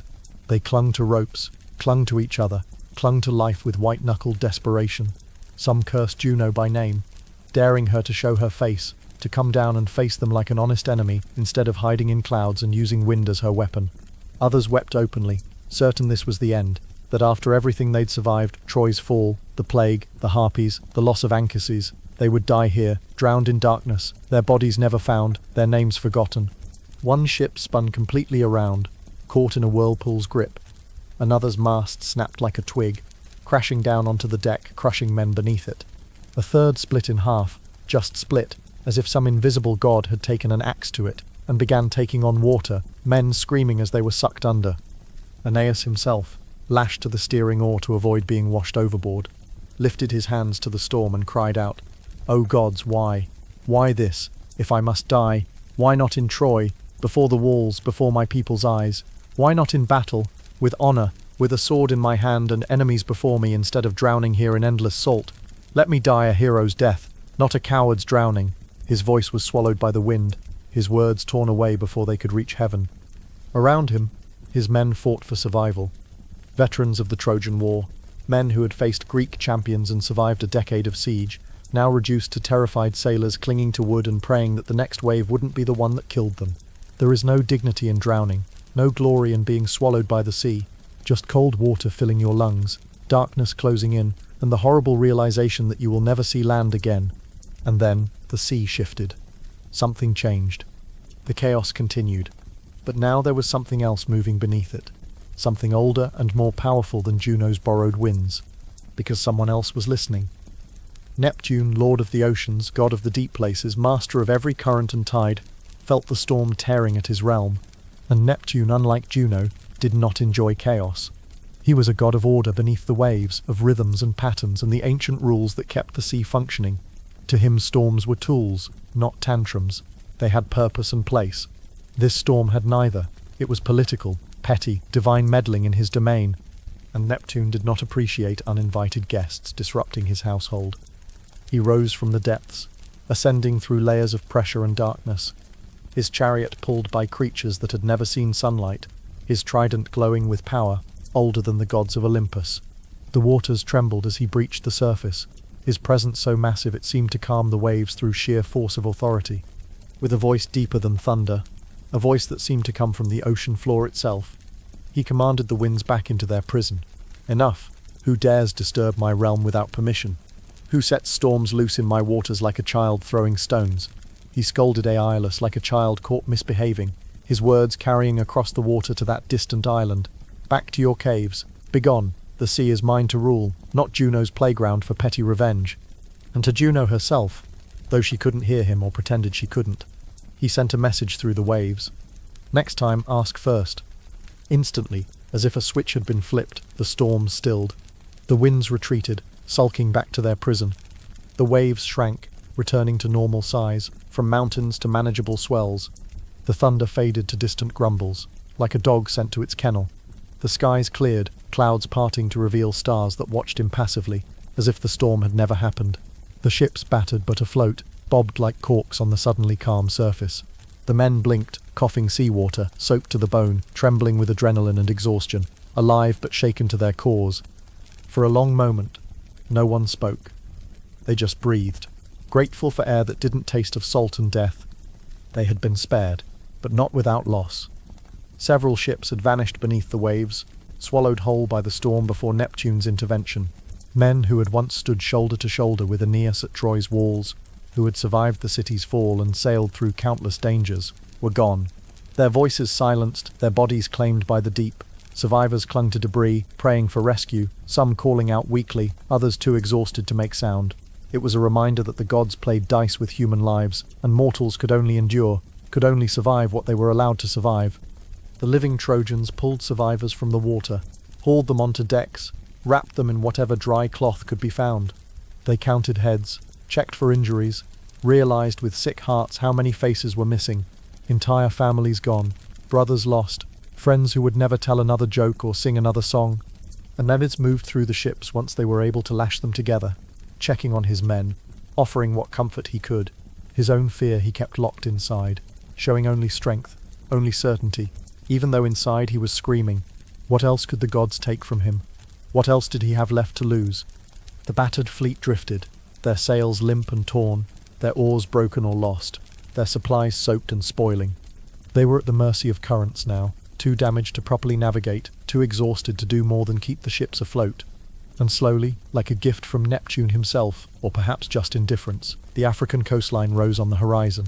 Tall cliffs carved by wind and time, sandy shores that glowed golden in the morning light, the smell of new earth, of land, of salvation. Carthage, a rising city, rich and ambitious, still young but already magnificent, ruled by Queen Dido, a woman whose path would soon entwine with Aeneas's, in ways neither of them could escape, in ways that would be sung about for thousands of years, in ways that would end in fire and blood, and curses that echoed through history. But the Trojans knew none of that yet. They saw only land, only safety, only the promise of rest. They beached their ships on the sand, ran them aground with the last of their strength, and collapsed under the sun. Men fell to their knees and kissed the solid ground, pressed their faces to sand that didn't move, that didn't try to drown them. They had survived another storm. They were still alive. Against all odds, despite Juno's best efforts, despite wind and wave and divine fury, they were still breathing. And for the moment, that was enough. More than enough. It was everything. But destiny was already moving, gears turning invisibly, fate drawing threads together. Dido's city awaited them. rising on the cliffs above the harbour, its walls still being built, its future still being written. And though Aeneas could not know it, though he sat on the beach trying to gather his scattered strength and wondering if they would ever reach Italy, love and tragedy were waiting there, passion and despair, joy that would turn to ashes, a queen who would offer him everything, and whom he would destroy without meaning to. For fate is not cruel, all at once. It is cruel in installments, revealing its plans piece by piece, never showing you the full picture until it's too late to change course. And Carthage would be both a refuge and a ruin, a haven and a trap, a place where Aeneas would find comfort and lose his way. The story was only beginning. The worst in some ways was yet to come, because sometimes the cruelest thing the gods can do is give you exactly what you want and then take it away. Carthage. For sailors half dead from storms and despair, for men who had begun to believe the world itself was their enemy, it rose from the African coast like a mirage, like something too beautiful to be real. White walls gleamed against the sun, half-built but already impressive, already speaking of ambition and permanence. Towers stood like promises against the sky, declarations that this city would last, would matter, would endure. Smoke rose from workshops where craftsmen hammered bronze and forged tools, where potters shaped clay and weavers worked looms. Voices carried on the air, builders shouting instructions, merchants haggling over prices in a dozen languages, children laughing as they chased each other through streets still being paved, dogs barking, life happening in all its chaotic, beautiful normalcy. To the Trojans, stumbling off their battered ships with salt in their hair and desperation in their eyes, it felt unreal. After so many ruined harbours, so many cursed islands, so many places where the land itself seemed to reject them, here was a city alive with hope. Here was proof that exile didn't have to mean death, that refugees could build something magnificent, that starting over was possible. They stared at Carthage's rising walls with something like reverence, or perhaps envy. This could have been them, if only the gods had been kinder. Aeneas, exhausted beyond measure, but still carrying the weight of leadership like a cloak he couldn't remove, stood on the beach and made calculations. He sent envoys ahead, careful men with gentle voices, instructed not to frighten the locals, to approach with empty hands and humble words. This was no longer Troy's army of heroes marching in formation. It was a band of shipwrecked refugees desperate for kindness, willing to beg if necessary. They had nothing to offer but their labour and their story, and they prayed that would be enough. He himself stayed hidden in the woods that fringed the coast, cloaked by the help of his mother, Venus. Whoever the protective parent, ever the schemer, ensured no Carthaginian eyes fell on him until she chose the right moment. She wrapped him in mist, in divine invisibility, so he could observe without being observed, could assess this city before committing his people to its mercy. Venus knew better than to trust fate or foreign cities. She had learned through painful experience that even the kindest seeming places could turn hostile when you least expected it. So Aeneas walked invisible through Carthage's streets, marvelling at what he saw, the organization, the energy, the sense of purpose. Workers hauled stones with songs on their lips. Architects argued over plans, their hands sketching in the air. Merchants displayed goods from across the Mediterranean, Egyptian grain, Greek pottery, Phoenician purple dye. This was a city being born, and it was magnificent. It was Venus who arranged the meeting, weaving events so that her son would cross paths with Carthage's queen at precisely the right moment, in precisely the right circumstances. She was a master of timing, of orchestrating encounters that seemed accidental but were anything but. Dido. Even her name carried weight, spoken with respect and sometimes awe. She was not merely a ruler, she was a survivor too, a widow who had fled her own homeland of Tyre after her husband Sychaeus had been murdered by her own brother Pygmalion, a man so greedy he'd killed family for gold. She had escaped in the night with loyal followers, and whatever treasure she could carry had sailed to this African coast, and through cleverness and determination had carved Carthage out of dust and danger. The local king had mocked her request for land, offering only what could be covered by a single ox hide. So she cut the hide into the thinnest possible strips and enclosed enough land to build a city.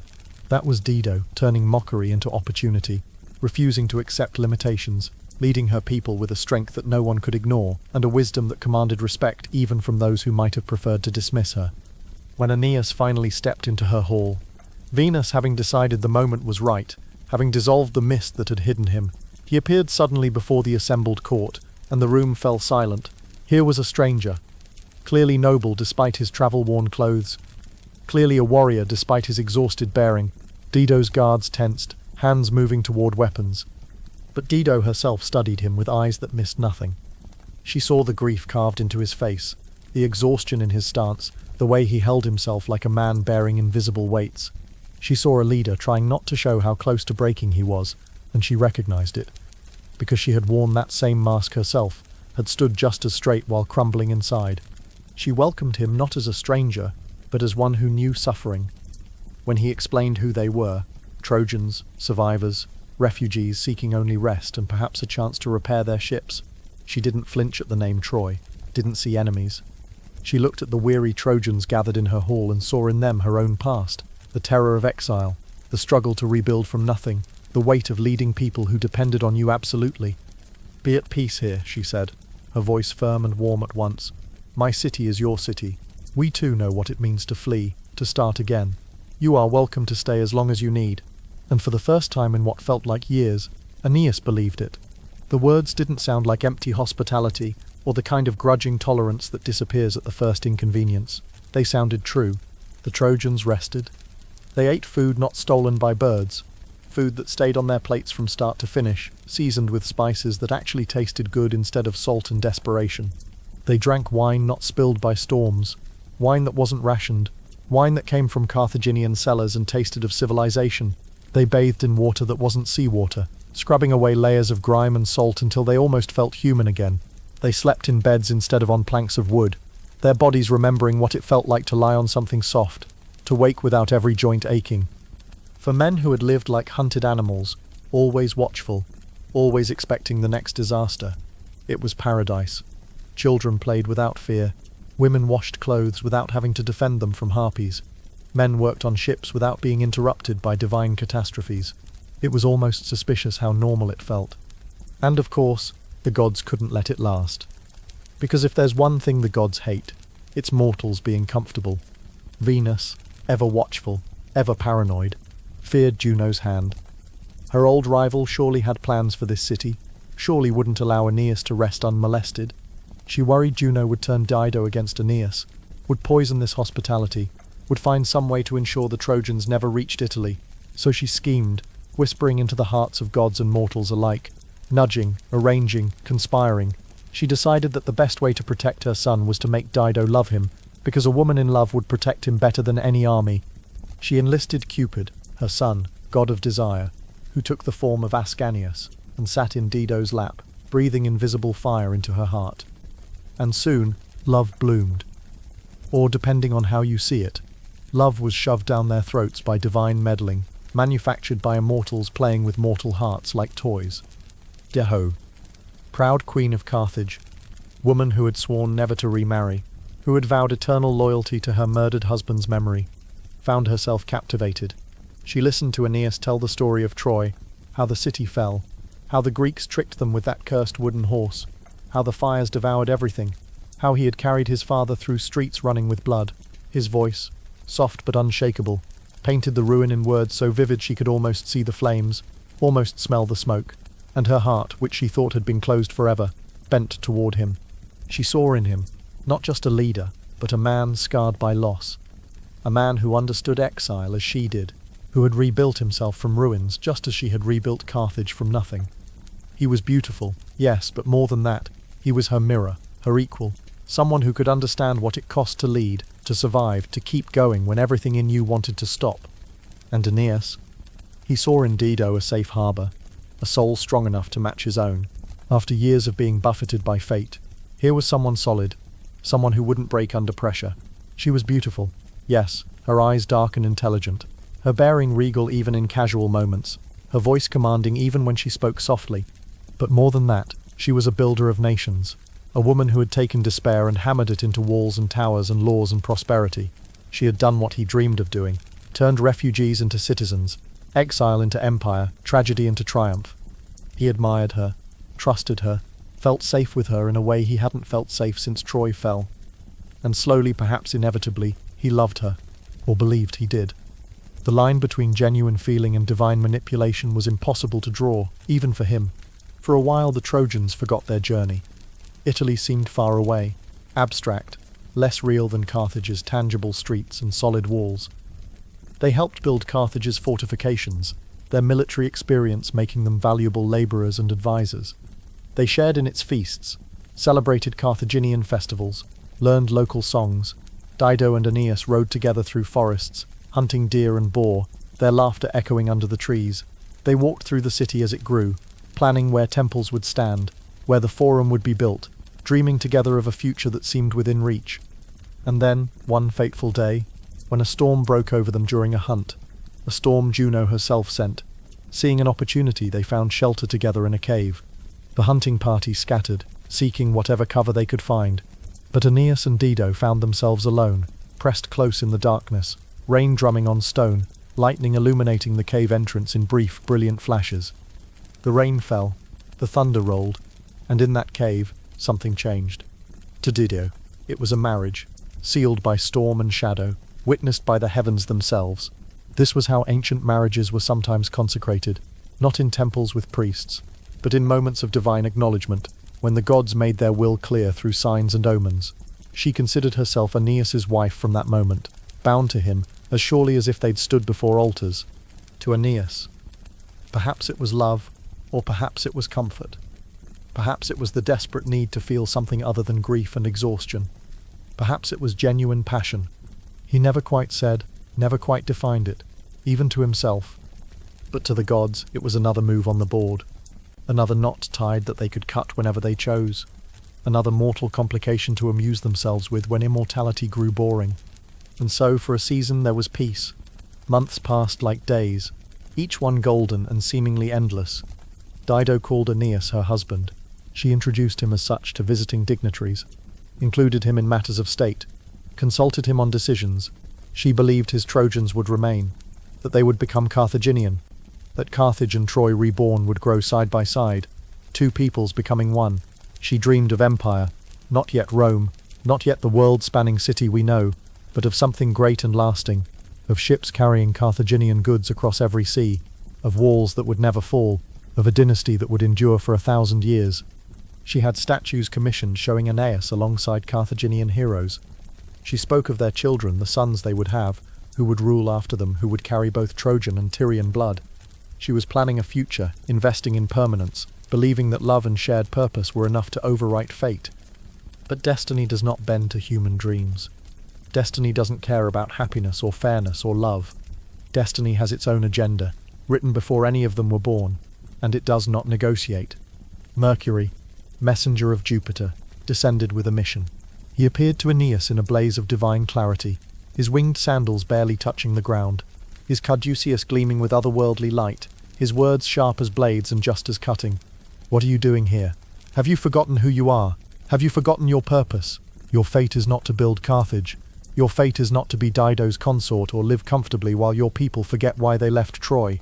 Your fate lies in Italy. Your destiny is to found a new people, to be the father of Rome. Leave, now. Jupiter commands it." Nervous froze. His blood turned to ice water. He loved Dido, or thought he did. He admired her, respected her, felt more at home in Carthage than he had anywhere since Troy. But fate was relentless, absolute, non-negotiable.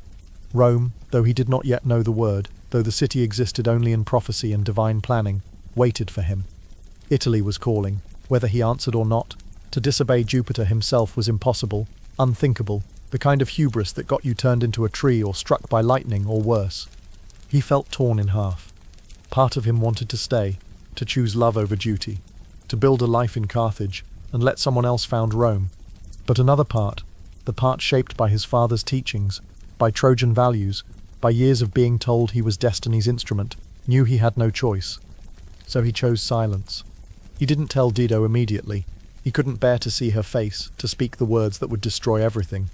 Instead, he ordered the ships prepared in secret. The men gathered supplies quietly, avoiding Carthaginian eyes, moving like thieves in the night. They repaired sails, stocked provisions, prepared to leave without announcement or farewell. And Dido began to suspect. She noticed his distance, the way he avoided her eyes, the hushed conversations that stopped when she entered rooms. She saw the activity around the ships, the preparations being made, and she knew. She knew before he said anything, knew with the terrible certainty of someone about to be abandoned. When she confronted him, her words burned. She found him near the harbour, supervising repairs, and her voice cut across the dock like a whip. She demanded answers, begged, accused, pleaded, her pride and her heartbreak warring with each other. "You were my husband. You swore yourself to me. We stood together in that cave and the gods witnessed our union. How can you leave me now? How can you betray everything we built? Was it all lies? Was I just convenient?" Her voice cracked on that last word, pride shattering to reveal the raw hurt beneath.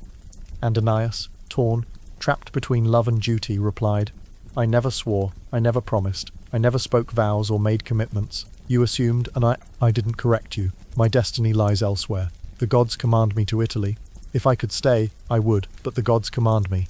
He said the words, but inside, his heart fractured. They sounded hollow even to him, like the kind of excuse cowards make. But what else could he say? That he was choosing obedience over her? That duty mattered more than love? That Jupiter's will trumped human happiness? All of it was true, and none of it made it hurt less. Dido's eyes turned cold, her grief hardening into fury.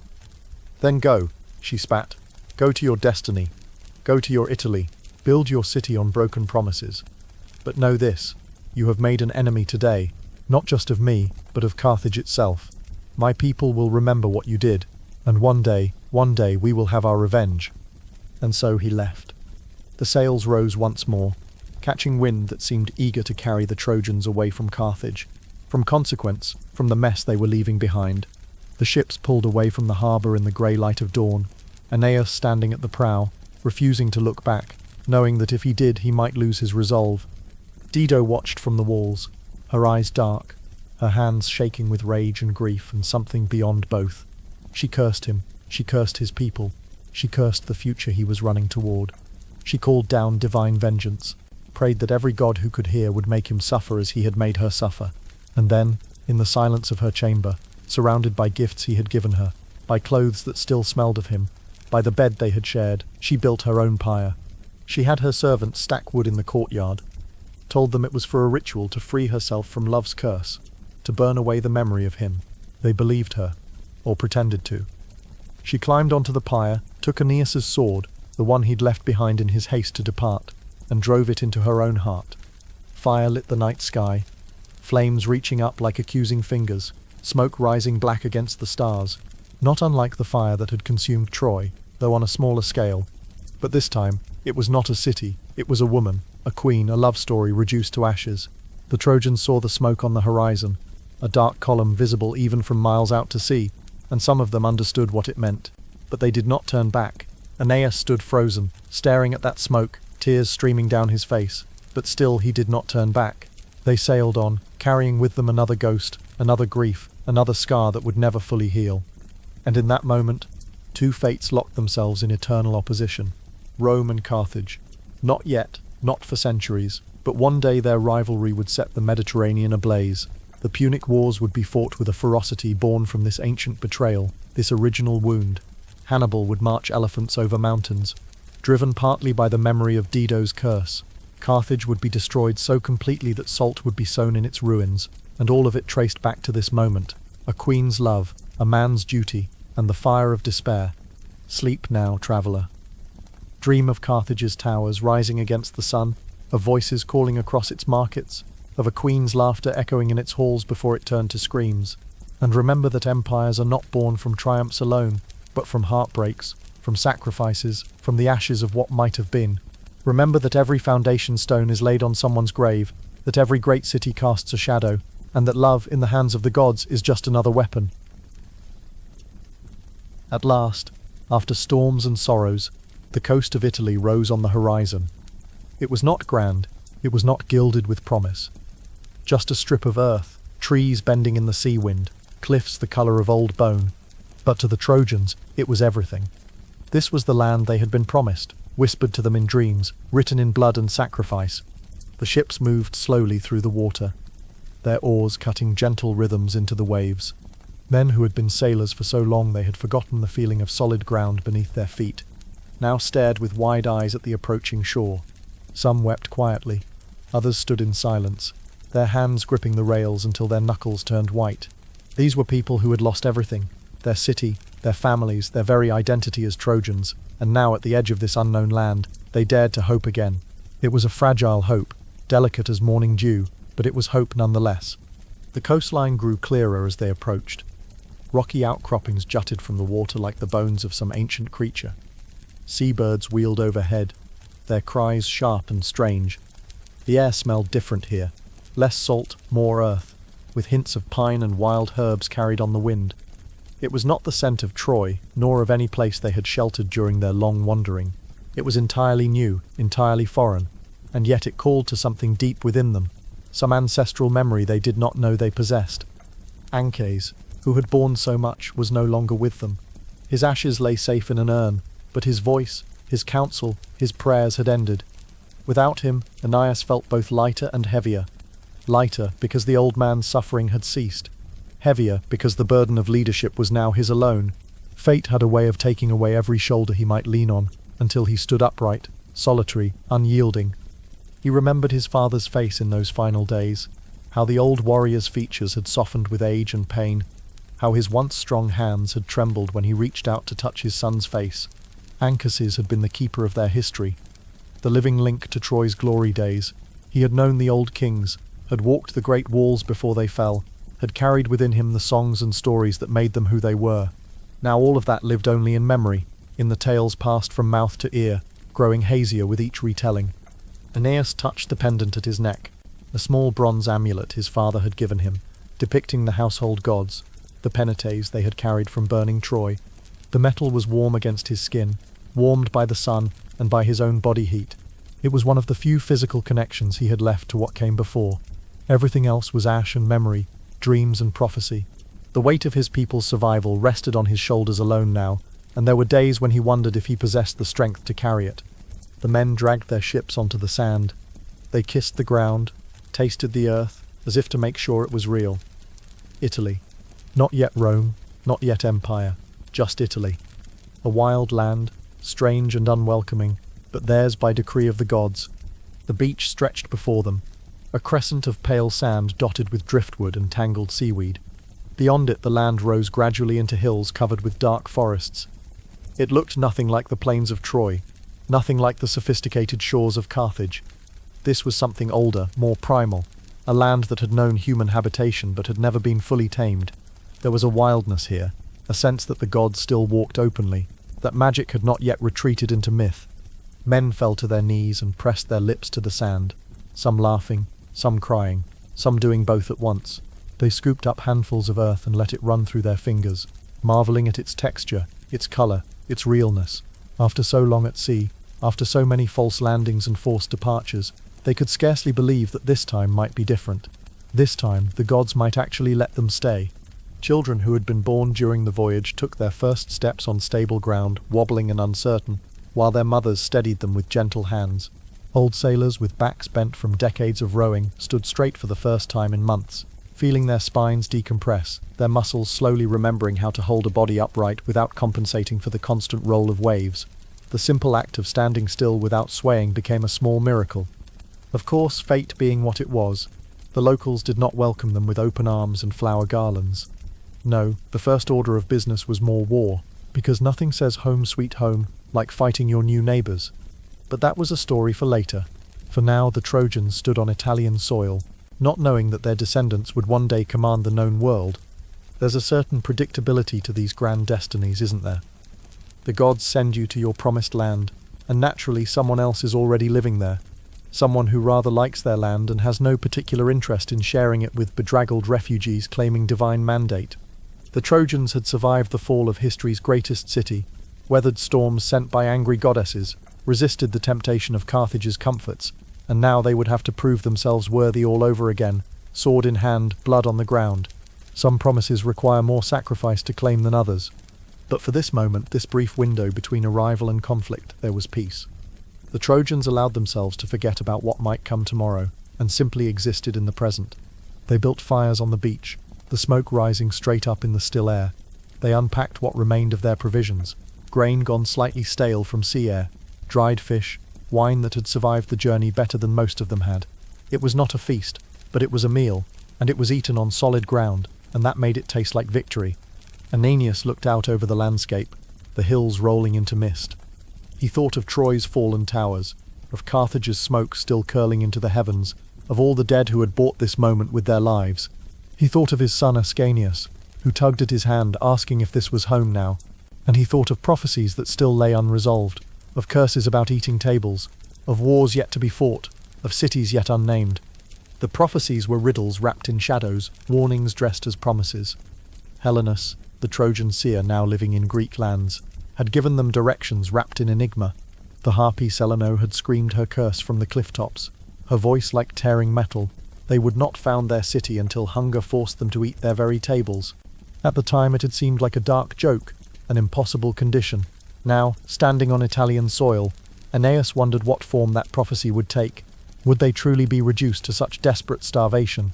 Or did the gods speak in metaphor, as they so often did, hiding simple truths behind elaborate language? He squeezed his son's hand gently. Ascanius, called Iulus by some, a name that would echo through Roman history, looked up at his father with eyes that held too much trust, too much faith. The boy had grown up homeless. His childhood spent on ships and in temporary camps, never staying anywhere long enough to call it home. He asked if this was home now, with the kind of hope that breaks a father's heart because it demands an answer that cannot be given with certainty. Perhaps, Aeneas answered, his voice low. We will see what the gods allow. It was not the reassurance the boy wanted, but it was all the truth Aeneas had to give. He had learned not to make promises he might not be able to keep. Too many promises had already turned to ash. He did not know the word Rome. That name had not yet been spoken. To him this was only a fragment of land, a shadow of destiny. But to us listening across the centuries we see it clearly. This soil will become the forum. These hills will be crowned with marble. These rivers will carry legions to war. The footsteps of weary Trojans mark the beginning of a story that will echo for over 1,000 years. We stand outside of time, we listeners, we inheritors of this story. We know what Aeneas cannot know, that the very ground beneath his feet will become sacred, that the river he can barely see in the distance will witness the founding of a city that will shake the world. These hills will bear temples to gods not yet named in their final forms. These valleys will fill with the sounds of millions of lives, the clash of political ambition, the poetry that will outlast empires. But Aeneas knows none of this. To him, Italy is just a destination, a place to stop running. He does not see the Via Appia stretching into the future, does not hear the Latin language evolving into the tongue of law and philosophy and conquest. He cannot imagine the Colosseum, the aqueducts, the Pantheon. He cannot foresee the empire that will stretch from the Scottish highlands to the deserts of Mesopotamia, from the Rhine to the Nile, all claiming descent from this moment, this landing, this tired group of refugees claiming their promised land. Fate works in layers, peeling back one future to reveal another hidden beneath it. Aeneas thinks his story ends with founding a city, with fulfilling the prophecy. He does not know that he is the beginning of a mythology that will rival the one he left behind in Troy. He does not know that Roman emperors will claim him as their ancestor, that poets will make him immortal, that his name will be invoked for centuries as the model of duty over desire, of destiny over personal happiness. For now they rested, fires were lit, bread was broken, wine was poured. The laughter was faint, hesitant but real, and though they could not know it, the prophecy of the Harpies that one day they would eat their own tables would soon come to pass in a way no one had expected. But that, dear traveller, is a tale for another night. The sound of their voices carried across the beach, mixing with the crash of waves and the crackle of burning wood. Someone had brought out a lyre, and tentative music began to weave through the evening air. The songs were old ones, Troy songs, melodies that carried the weight of a civilization that existed now only in memory. But they were also new songs, composed during the journey, verses about storms survived and friends lost, about gods glimpsed in lightning and hope found in unexpected places. Children played at the water's edge, chasing the foam where waves met sand. Their laughter was pure and uncomplicated, unmarred by the tragedies their parents carried. They were the generation that would grow up Italian, that would speak new dialects, worship old gods with new rituals, blend Trojan and Italian into something unprecedented. They were the bridge between what was and what would be. Old warriors sat by their fires and allowed themselves to remember.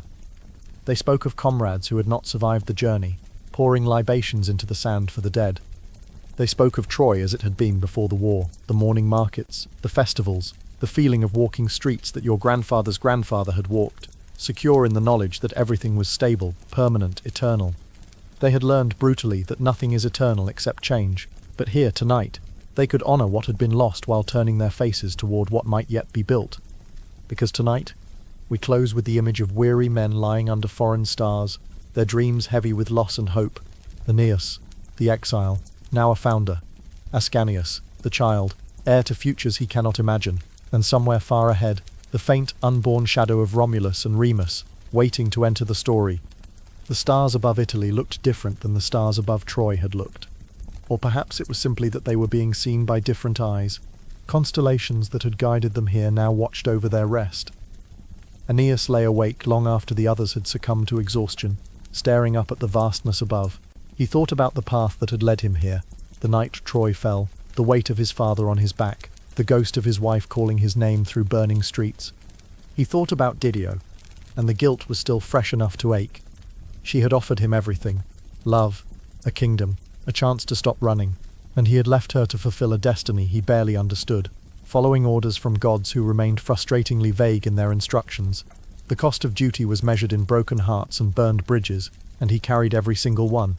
Beside him, Aeneas slept peacefully, curled into his father's side. The boy's breathing was steady and deep, the sleep of someone who still believed, fundamentally, that his father could protect him from anything.